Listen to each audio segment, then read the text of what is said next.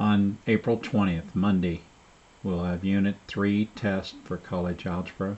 The number out to the left shows how many points out of 50 that the question's worth.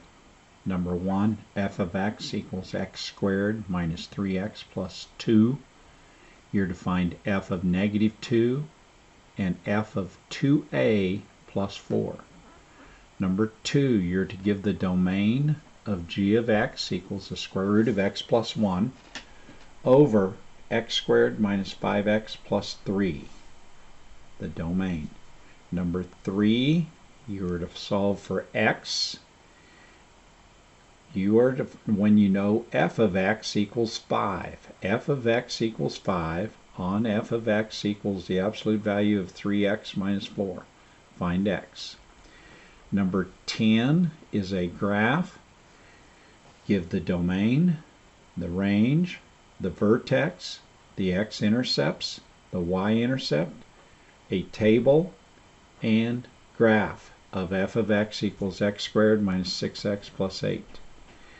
Number 5, find the algebraic functions f of x plus g of x, f of x minus g of x, f of x times g of x, f of x divided by g of x, for f of x equals 2x plus 5 and g of x equals x minus 4.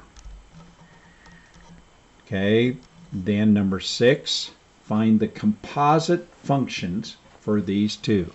F composite of g of x and g composite of f of x for f of x equals 3x minus 6 and for g of x equals 2x minus 7, the two composite functions.